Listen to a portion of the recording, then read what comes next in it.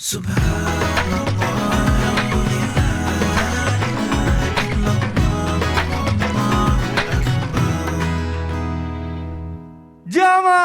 oh jamaah, alhamdulillah, alhamdulillah jamaah masih di Islam itu indah dan hari ini kita sedang membahas tema yang sangat luar biasa. Temanya adalah sholat sih, tapi nggak gitu juga kali, Masya Allah. Saya mau ke Habib nih, karena tadi sebelum iklan ada pertanyaan belum dijawab dan saya kaget sama jawabannya. Bib, mohon izin Bib bertanya nih. Tadi saya mendengar katanya kalau misalnya membicarakan hal tentang sunnah, karena masih banyak yang nanya apa aja sunnah-sunnah di dalam sholat, ternyata banyak banget ya Bib ya? Banyak, Nah, di lain surat-surat pendek. betul kan disarankan Kalau kita. biasanya Mikdad baca surat apa? Saya biasanya baca surat Al-Fil, pokoknya An-Nas masih yang Kena pendek-pendek. juga sih. Habib. Alfil ya, Iya. surat serangan. Ke masih pendek-pendek Habib. Nah ini mungkin boleh dijelaskan Habib nih mengenai sunnah-sunnah di dalam sholat nih yang belum diketahui nih. Silakan Baik. mohon penjelasannya guru. Bismillahirrahmanirrahim, sunnah-sunnah di dalam sholat. Jadi Masya Allah, wa awsalaha ba'dul ulama, artinya sampai ulama itu mengatakan ada, dihitung sama ulama ada yang mengatakan 500 sunnah. 500 sunnah. Ada yang mengatakan 800 sunnah. Ya Allah. Ada yang mengatakan sampai 1000 sunnah. 1000 Untuk sunnah. melakukan sholat, artinya betul-betul sholat seperti itu. Maka sunnah-sunnah sholat ini dibagi, ada beberapa macam. Ada yang pertama sunnah sholat itu sunnah qabla salah. Ada sunnah sebelum sholat. Jadi banyak seperti artinya sunnah sebelum sholat. Namanya sunnah kan, sunnah-sunnah sholat. Ada sunnah qabla sholat, itu sunnah sebelum sholat. Jadi selain gobliyah, ba'diyah, rawatib, rawatib, maka dikatakan sama ulama sunnah sebelum sholat itu adzan, wal iqamah, wasiwak. Jadi ada adzan, ada iqamah, ada pemakaian siwak ya, nah, memakaikan siwak ini. Ini namanya termasuk sunnah-sunnah sebelum sholat. Dan semua ada tata caranya. Ada sunnah adanya seperti apa, syarat-syarat adanya seperti apa, orang iqamah itu seperti apa, syaratnya iqamah seperti apa, semua Betul, adanya. Nanti insya Allah lain waktu, maka sampai dikatakan 1000 sunnah. 1000 sunnah. Ada juga siwak dan tata cara memakai siwak itu seperti apa dan doanya seperti apa. Semua ini adalah sunnah-sunnah daripada baginda Nabi besar Muhammad sallallahu alaihi wasallam mubaraka alaihi wa ala alihi. Dan yang kedua sunnah apa? Namanya sunnah fi athna'is salah. Sunnah di tengah-tengah sholat. Ketika sudah masuk sholat dibagi dua Ustaz Syam. Ada yang namanya ab'ad, ada yang namanya hayat. Nah ab'ad ini bagaimana? Ab'ad ini orang yang meninggalkan sunnah ab'ad ini disunnahkan sujud sahwi. Seperti apa? Contohnya misal tasyahud awal. Qu'uduhu wa salatu ala ali. Artinya salatu ala nabi. Artinya duduknya tasyahud awal ketika dia menyerupai asbahatil faraid. Artinya menyerupai salat fardu. Fardunya kewajiban salat. Menyerupai rukunnya salat. Seperti rukun kayak tasyahud akhir kan rukun. Kalau tasyahud awal tidak rukun. Nah tasyahud awal sama tasyahud akhir itu menyerupai. Dan apabila orang yang meninggalkan tasyahud akhir, tasyahud awal, maka disunnahkan sujud sahwi. Maka tadi katakan ab'ad itu sunnah ab'ad, sunnah yang apabila ditinggalkan membutuhkan sujud sahwi. Kemudian yang kedua apa sunnah ab'ad ini? Kunut. Di tengah-tengah sholat, ini namanya sunnah. Kunut wa qiyamuhu wa salatu ala nabi wa ali wa sahbi. Artinya sholawat juga ada qiyamnya, daripada qiyam kunut itu juga apabila kita tinggalkan disunnahkan sujud sahwi. Ya kunut tapi tidak ada salawatnya. Kunut, ya kalau kunut tapi nggak ada salawat. Nah Ya. itu juga Harus disunahkan sujud. untuk Sujud sujud sahwi. sahwi, Karena baik, salawatnya itu termasuk sunnah Sunnah. ab'ad. Dan yang terakhir adalah salawat di tasyahud akhir. Ya, salawat di tasyahud akhir itu apabila kita tinggalkan namanya dia disunahkan sujud sahwi. Nah ini namanya sunnah ab'ad. Selain itu sunnah yang apabila kita tinggalkan tidak disunnahkan sujud sahwi atau tidak dianjurkan sujud sahwi adalah sunnah hayat. Selain tiga itu, berarti kan banyak hayat. Hayat lebih banyak daripada abad selain itu. Nah Baik, baik. ada, silahkan Ustaz. Habib, ini kan gini, Bib. Gimana? Tadi yang ditanyakan surah-surah. Betul. Ada nggak urutan surah yang harus dibaca dulu? Iya, yang antara yang disunahkan panjang, yang gitu, pendek, Bib. atau urutan sesuai nama surah? Baik, yang terakhir, tunggu terakhir. Nggak apa-apa. Yang terakhir adalah sunnah setelah sholat. Sholat. Oh iya, Nah, benar. sunnah setelah sholat itu artinya duduknya, zikirnya, Oh. nah, Baik, khusyuknya baik, baik. itu sunnah setelah sholat. Jadi sunnah-sunnah sholat itu selain surah tadi yang Ya. ditanyakan adalah banyak sunnah-sunnah sholat. Setelah Adapun surah-surah pendek itu seperti dilihat waktunya Ustaz, dilihat sikon. Oh, iya, iya. Seperti maghrib mau isya. Nah maghrib itu biasa sunnah surahnya dari wadduha ke bawah. Oh, Gitu, wadduha ke bawah. wadduha ke Baik, bawah. baik. Jangan sholat maghrib imam alif lam mim surah al-baqarah dia. Surahnya belum habis, waktunya udah kelar. Nah, Saya mau jawab Al-Baqarah tadi surat favoritnya tapi takut nggak percaya. jadi kalau setelah isya, jadi sunnah-sunnah yang jahar bacaannya. Kalau apabila waktunya panjang, maka surahnya disunahkan Baik, lebih baik, panjang. baik. Disesuaikan Oh, gitu. ya, baik, baik, Ya, baik, baik. Kalau Kalau yang- terbalik, Habib. Kalau kemana? Surah An-Nas ke rakaat pertama, surah Al-Ikhlas rakaat kedua. Kan kebalik urutannya. Gimana tuh, Habib? Nggak masalah. Nggak ada masalah. Tidak masalah, kan kelas-kelas kita ini Oh. semua kulhu biasanya. Ya pokoknya kul-kul lah. Kalau kul a'udzu, Kelas kalau nggak saya kul a'udzu itu. birabbil falaq, Paling kul ketawa a'udzu itu birabbin nas. kameramen itu. Kamera 2. Ketawanya kenceng banget ya. Pokoknya kalau nggak kul a'udzu birabbil falaq, kul a'udzu birabbin nas, kul huwallahu ahad, ya panjang-panjang sedikit kul ya ayyuhal kafirun. Panjang-panjang Aduh. dikitnya tuh cool ya. Iya pokoknya kul semua dah. Aduh, banyak yang kesindir termasuk saya. Mudah-mudahan nanti ngapalin lagi yang agak panjang. Masya Allah, terima kasih. Ini ilmunya luar biasa nih Habib nih. Terima kasih banyak ya Habib Muhammad, Masya Allah. Selanjutnya kita masih membahas tema nih hari ini nih mengenai sholat-sholat yang mungkin sebenarnya masih banyak juga yang kita belum tahu ternyata ada yang dilarang juga. Kita lanjut ke Ustaz Syam nih. Ya, Ustaz, mohon izin bertanya Ustaz. Baik. Ini lebih ke curhat sih sebenarnya. Mungkin ada beberapa kawan atau misalnya jamaah yang di rumah yang mohon maaf nih biasanya ukuran kamar atau misalnya ngekos gitu ya. Nah ukurannya tuh cukup sempit atau kecil dan space-nya sedikit. Kebetulan. Pas anak kos ini ya. Iya saya juga Anak mantan anak kos-kosan kos. ini. Jadi ngerasain banget nih.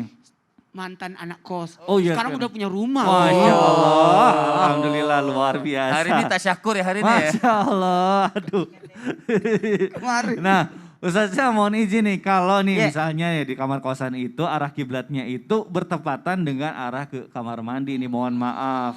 Nah ini bagaimana ya kita hukumnya kalau kita sholat tapi mohon maaf kiblatnya itu berhadapan dengan pintu kamar mandi. Nah ini mohon penjelasannya guru silakan. Baik, mari kita lihat betapa mudahnya Islam dan tidak memberatkannya ajaran Islam untuk kita Masya semua. Allah. Jadi kalau masih ada yang merasa berat untuk sholat, mari dengarkan tema ini dengan seksama. Insya Betul. Allah kemudahan-kemudahan yang kita tawarkan, yang Allah tawarkan melalui mimbar Islam itu indah. Insya Allah menggerakkan hati kita supaya tidak lagi meremehkan sholat dan tidak lagi menganggap sholat itu adalah sebuah beban, namun sholat itu adalah kebutuhan kita bersama. Karena Allah tidak butuh dengan sholat kita, namun kita yang butuh kepada Allah Subhanahu wa Ta'ala. Semua makhluk yang ada di muka bumi ini tidak ada yang menyembah Allah, Allah tetap maha kuasa. Dan semua makhluk di muka bumi ini semuanya menyembah Allah, ya Allah tetap maha kuasa. Jadi tidak menambah kekuasaan Allah, tidak pula mengurangi kekuasaan Allah. Karena Allah itu adalah maha esa, maha kuasa. Jadi kita yang butuh dengan sholat tersebut. Pertanyaannya, bagaimana ada orang ngekos atau di sebuah ruangan yang sempit yang memungkinkan dia untuk sholat di sana, namun ternyata pas menghadap pasang sejadah, tahu-tahu toilet pas banget di Iya, depannya. betul. Kamar mandi pas banget depannya. Mana itu bukan hanya tempat mandi tapi juga tempat buang air. Maka Aduh. subhanallah, bagaimana hukumnya?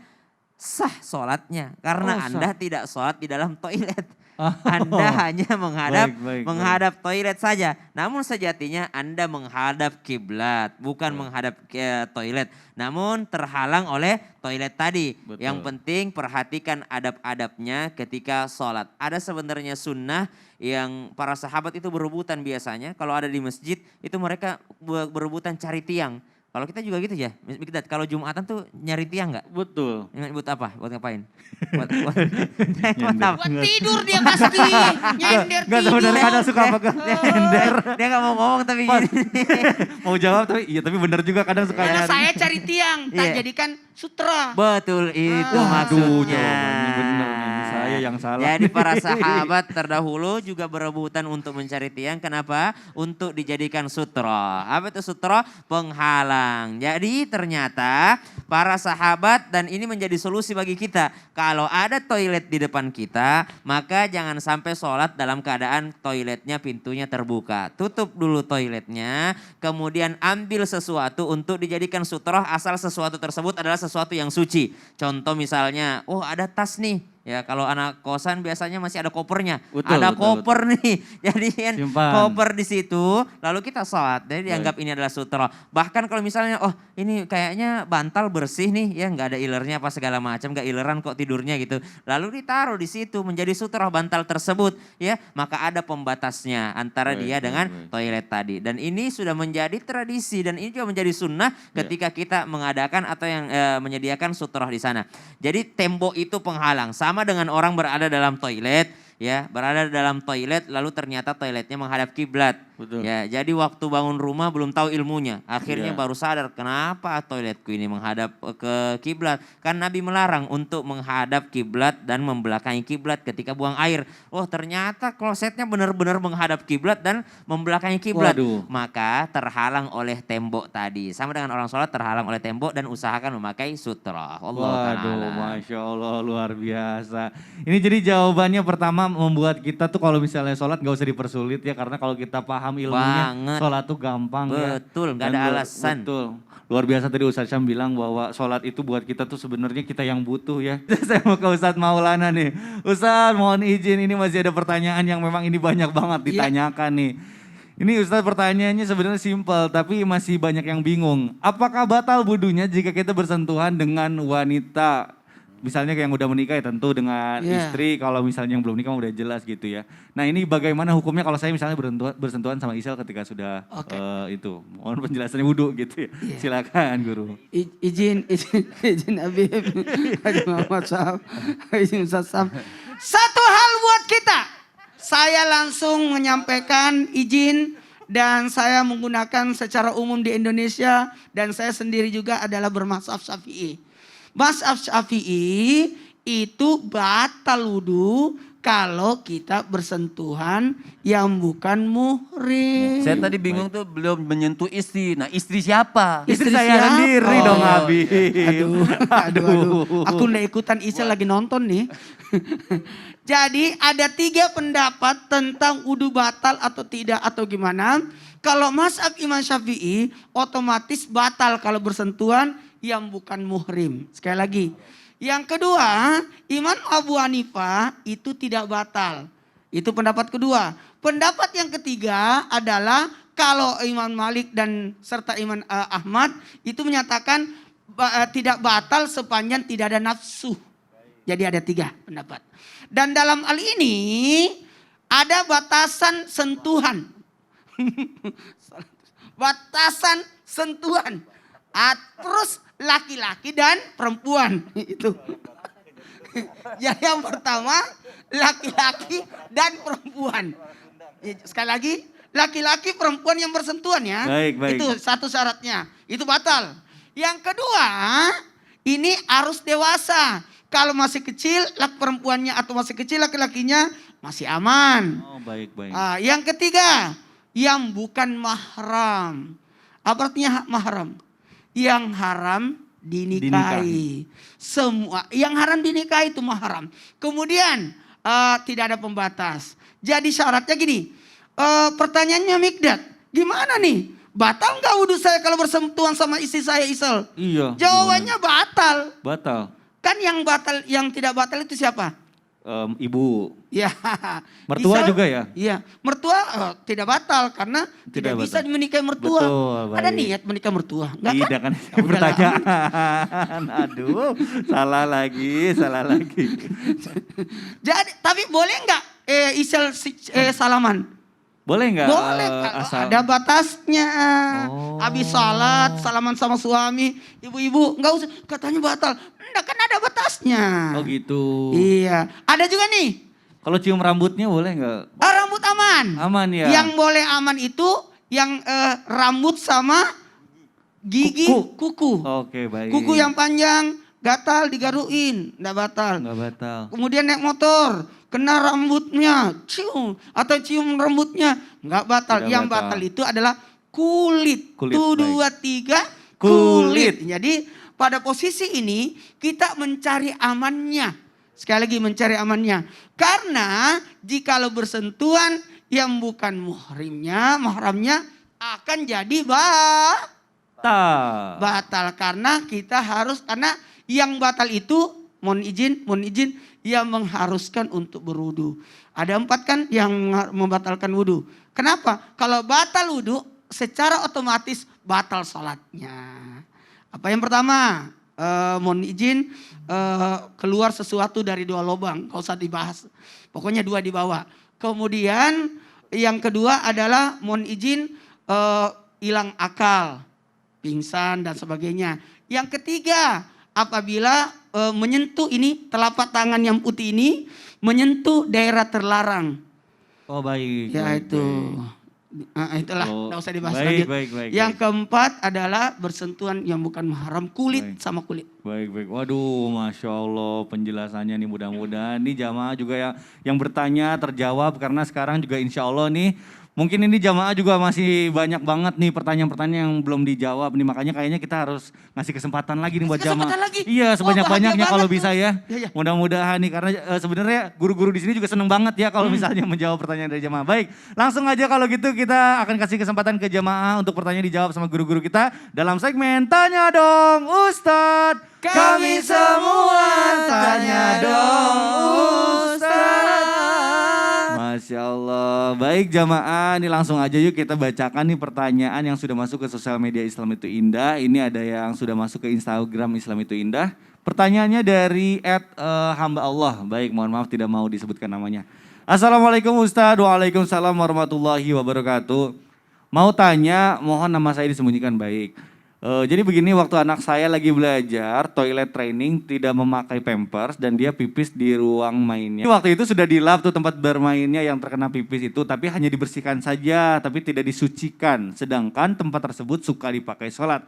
Bagaimana ya hukumnya Ustadz? Apa yang harus saya lakukan? Waduh, baik, pertanyaannya mungkin insya Allah akan dijawab sama guru kita Ustadz Syam. Silakan guru. Baik, bismillahirrahmanirrahim. Tabe guruku Habib Muhammad, Ustadz Maulana, Mas Mikdad, serta guru-guru kami yang dimuliakan Allah Subhanahu wa taala, harus lihat dulu anaknya. Anak laki-laki kah atau anak perempuan kah? Ya, Lalu betul. lihat usianya dan lihat konsumsi makanannya. Apakah masih minum ASI murni atau sudah Oh. bercampur dengan makanan yang lain? Baik, baik. Bayi laki-laki yang masih minum ASI murni di bawah usia 2 tahun, maka kalau dia buang air kecil, maka dianggap najis ringan, ya, mukhaffafah, maka dia boleh dipercikkan saja, itu selesai. Apalagi dilap. Tapi berbeda dengan perempuan. Kalau perempuan memang harus dibersihkan, benar-benar dibersihkan. Bagaimana cara membersihkannya? 1, hilang warnanya, hilang bentuknya, hilang rasanya, hilang aromanya. Jadi harus hilang warnanya dulu. Warna itu termasuk bentuk juga ya. Warnanya sudah hilang. Misal warna, mohon maaf, warna kuning gitu ya. Pipis warna kuning. Maka sudah jelas-jelas tidak ada lagi warna kuning di sana. Berarti sudah jelas-jelas hilang juga bentuknya gitu kan. Kalau misalnya dia buang air besar. Ya, kemudian dihilang zatnya, hilang kuningnya, hilang bentuknya, hilang warnanya. Oh, beres berarti. Apalagi yang harus dipastikan? Hilang juga baunya. Jadi jangan sampai hilang warnanya, hilang bentuknya tapi masih ada baunya. Berarti belum bersih. Maka harus juga kembali dibersihkan lagi untuk menghilangkan baunya tadi. Kemudian hilang juga lah rasanya. Bagaimana itu dianggap menghilangkan Ini jadi rasanya? pertanyaan saya nih, gimana ya masa? Apa yang dimaksud dihilangkan rasanya? Seakan-akan andai kata, andai nih, Baik. andai disuruh jilat kita pun mau. Oh. Berarti itu udah bersih. Baik. Sama dengan orang istinja, ketika dia habis membersihkan kemaluannya, harus hilang warnanya, ya zatnya, kemudian hilang baunya, kemudian hilang juga rasanya. Ya, bau dan bentuk bisa dilihat, tapi rasa ini nggak bisa dilihat. Maka Betul. bagaimana cara memastikannya? Pastikan kalau Anda sudah rela andai kata Anda, Oh, mohon maaf, menjilat pun Anda sudah mau, Baik, berarti itu sudah bersih. Maksudnya, kalaupun setelah istinja kita makan langsung pegang, kita udah yakin bersih karena gue bersih nih. Berarti tangan gue udah bersih, tangan saya udah bersih. Berarti itu sudah membersihkan najisnya. Maka pertanyaan ibu tadi, kalau sudah dilap dan sudah masa yang lalu, kalau mau lebih yakin lagi silahkan dipel, silahkan dibersihkan dengan yakinnya, silahkan dibersihkan sehingga tidak ada lagi yang tersisa baunya. Saya yakin tidak mungkin ada tersisa baunya. Karena nggak mungkin orang mau sholat di tempat yang masih ada bau tadi. Dan tidak mungkin orang mau sholat di tempat masih ada bentuknya. Jadi kalau sudah hilang bentuknya, warnanya, zatnya, baunya, maka sudah yakinlah bahwasanya tempat tersebut adalah tempat yang suci. Dan subhanallah, kalaupun misalnya anak lagi toilet training istilahnya, Betul, toilet training. training tolong sangat diperhatikan karena belum tentu anak cuma di ruangan itu saja. Belum tentu betul, anak betul. cuma di ruangan itu saja. Betul. Bisa saja anak lari keluar atau di Iya. tempat mana, khawatirnya kalau kita menginjak dan keadaan dalam kaki kita dalam keadaan basah habis wudhu, maka itu bisa menimbulkan kembali si najis tadi. Oh, betul, Kalau betul, kaki betul, betul. kita kering dan tempat itu juga kering, aman. Tapi kalau tempat itu basah atau itu kering dan kaki kita yang basah, bisa menimbulkan kembali najisnya dan kita termasuk tersentuh najis kembali. Wallahu Waduh, ta'ala a'lam. Masya Allah. Jadi juga seluruh rumah harus dipastikan supaya kita Betul. sholatnya khusyuk juga ya, tidak Iya, ragu-ragu lagi ya, subhanallah. Masya Allah. Ini pas Makanya banget. solusinya tuh biasanya guru-guru kita ada ruangan khusus untuk sholat. Iya gitu. betul. Alangkah baiknya ada musola atau khusus buat sholat di rumah ya, Masya Allah. Jadi catatan nih buat saya nih, Masya Allah.